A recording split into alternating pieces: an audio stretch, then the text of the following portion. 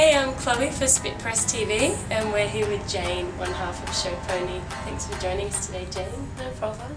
Okay, so give us a little bit of info on your background. So basically I used to do something completely different. I used to work in corporate finance, which is basically big companies taking over other big companies, which is pretty boring stuff. So I found my passion doing this. So now we've got our own label and our own store, and hopefully opening more to come. And so what inspired you to open up your own store? So we've got an amazing range that we could really just start our own label, start our own store, and do our own marketing, have our own online store, and just really have more fun with it than just to deal with other retailers, and to not be limited by anything and do whatever we want, which is what we can really do now, having our own label and store. Yeah, cool. It sounds like you're really passionate about it as well, which is a good, attribute to have to start with. Yeah, it's so much fun. Well, what do you love most about the job? Well, primarily, doing everything for yourself, having, it makes taking initiative a lot easier, knowing that everything you do has direct impact on the label and on the store, and everything that I'm actually doing is a lot of fun. So, compared to sitting from the computer 12 hours a day, which is what I was doing before, it's just so much more enjoyable and way more satisfying. So I've got a bit of a challenge for you. Describe Show Pony in 3 words. Confident, it's sexy, and it's feminine, and that's the 3 main looks that we embody with our clothing. Awesome, good stuff. And so I guess leading on from there, who are your personal style icons? Well, myself, I love Bridget Bardot, Marilyn Monroe, and also with more fashion icons to today, Fashion Toast, for example. We like new little niche trends, like an American jewelry label called Litter. They do a lot of body embellishment, elbows, knees, and leg jewelry. So it's just really new stuff. I find that really interesting and really fashion forward. So what's your favourite fashion era? I don't want to sound cliched, I've tried, but I would have to say now, because the more you move in time, the more you're drawing on past eras, and it's a mixture of everything. You've got all the influences from the other eras to just keep improving. So yeah, that sounds like a pretty good motto to have in a fashion label. Just pick a bit of every era and make it into your own. And so finally, what are your plans for the label for this year? No, 2011 is going to be really exciting, because we just launched towards the end of 2010, so still getting our head around things, but 2011 will see some really exciting parties, which I hope you guys can all come to. Definitely. So we're trying to be as innovative as possible with our parties, and just working on our autumn and winter collection, which is mostly done, and then also spring summer for the end of the year. Also opening more stores, hopefully in the Sydney metropolitan area, and just having more fun. Cool. I'll definitely be spreading the word for you. Thank you. Thanks for joining us today, Jane. Thank you.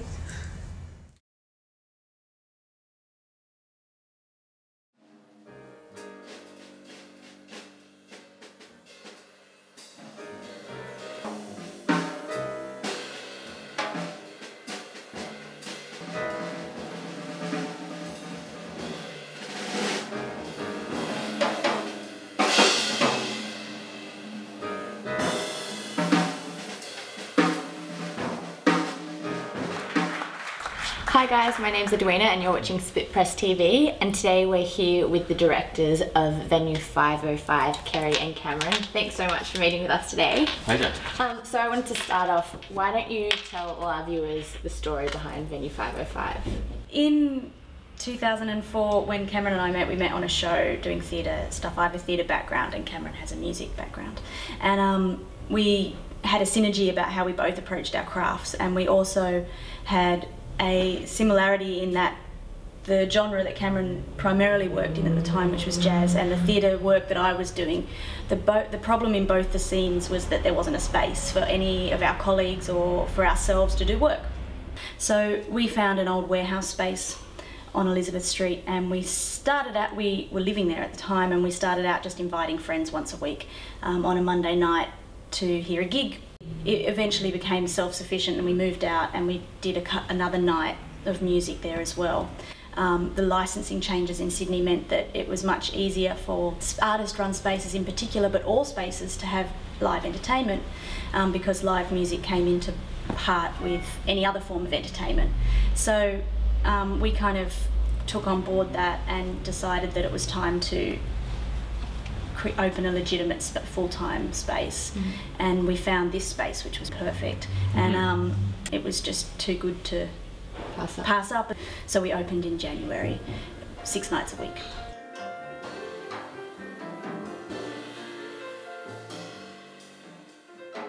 And so have things changed since then in comparison to the old venues? And the original vibe of the warehouse was just for it to be a conducive space for people to play music or to create in front of an audience.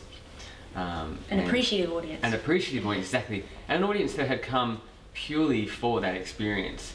And that's what I think we've definitely transferred into this space, although we do now have a kitchen and a bar, and you can actually sit on a chair. The essence of it is that it's still just fantastic music, and people still come for that experience. What do you think is in the future for Sydney's creative community? I think with the changes in entertainment licensing and the fact that venues can program far more creatively now, because there's a fraction of the expense to actually be able to have live performance, it opens up the underground scene. And that's what we've had happen for us, is that we were underground and we've come above ground, and there's a large audience for that, people who aren't into the mainstream. So it's really exciting that the underground is about to spring out into the mainstream, and I think that Sydney is incredibly lucky to be where we are right now, because it's going to be fantastic. I think the next decade is going to be incredible in that regard. There's definitely an energy in Sydney that I think has come from that battle over the last kind of 5 or 10 years of not having enough spaces or the ability to present your work. And that's very exciting. Well, it's very exciting to have artists come from, New York and London and LA and places like that, where we as Australians associate the hippest vibes and things like that. And but they come here and they're really into the Sydney vibe, and I think that's exciting, and I think that's only going to get stronger in the next kind of few years as that scene emerges a bit more to the mainstream. Well, thank you so much for speaking to Spitfest today. No worries. Thanks guys for watching at home.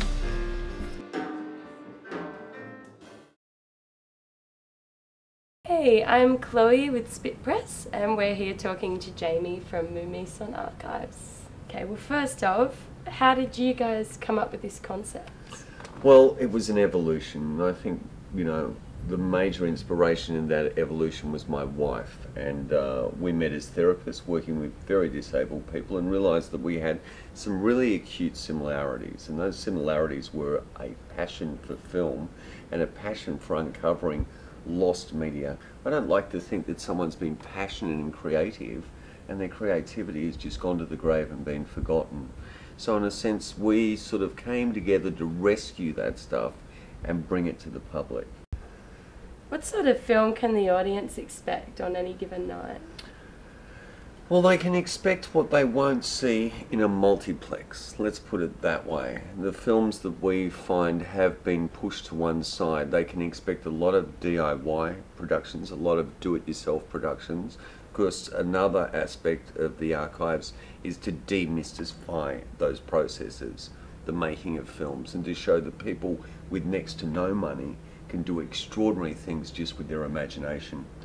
Fridays we usually screen very cutting-edge documentaries.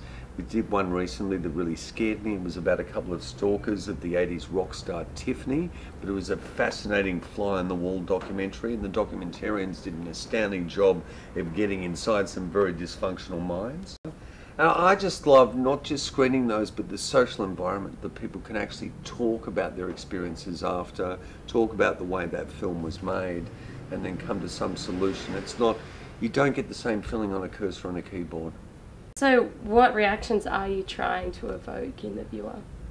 You know, our thing is we're trying to create a sense of community. That, you know, if you feel a little marginalised, you feel like you're a bit of an outsider, you're interested in alternative things in culture, come here and you won't feel alone. And I think in a sense I've always seen myself as an outsider as well.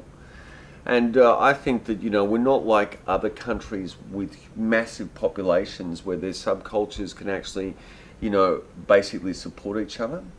We've got to actually find our little subcultural niches. They're behind closed doors out there, so we've got to lure them to come together. Definitely, and also to project their ideas out there as well. Yes, get people in the general public thinking. I think the hardest thing too now, you know, try and rent a little cinema, like the 80-seater cinema at the Chevelle, extremely expensive for a 2-hour rental. You can come here, seat the same people, you mightn't have the air conditioning, it might feel a bit like outdoor cinema indoors, paradox that in that way, but you know, the beauty is that we'll rent it to you a lot cheaper, and there's that sense of community, so things can be done. Do you guys have any other projects going on at the moment? We've always got lots of projects going on. We've been pushing for a long while now to try and get some ideas back up onto the small screen. And so we're trying to do a sort of half-hour alternative news program. You know, the news that hides behind the news. So the news that matters. The news that matters. We do a little bit of independent filmmaking. We run our odd little nightclub now and again, which is a bit of an old rare groove club. We feel the same way about music as we do film. And if it's positive and creative, we've got to be doing it. We've got to be somewhere doing it. Well, yeah, you've definitely got me thinking. So thank you so much for chatting with us today. It's been great. Thanks, guys.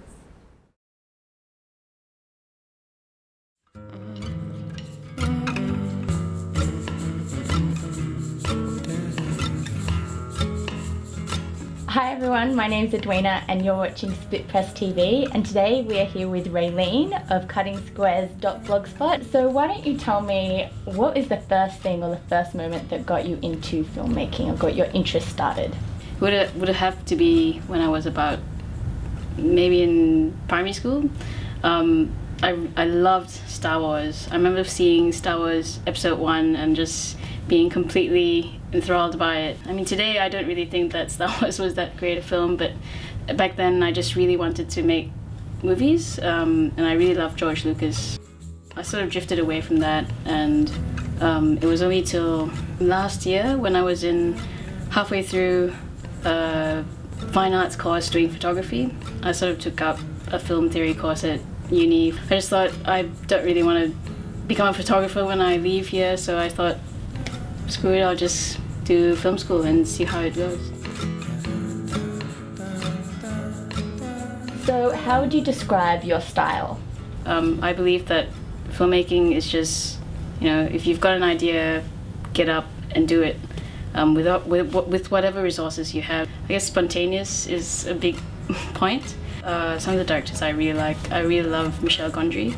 His style is very, you know, just who cares about computer graphics? Just shoot it and, you know, in a clever way.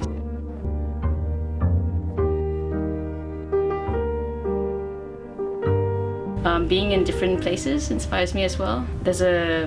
Going to the Domain car park, there's this massive, this long, like a walking escalator type thing from Hyde Park. And it goes on for like 2 or 3 minutes.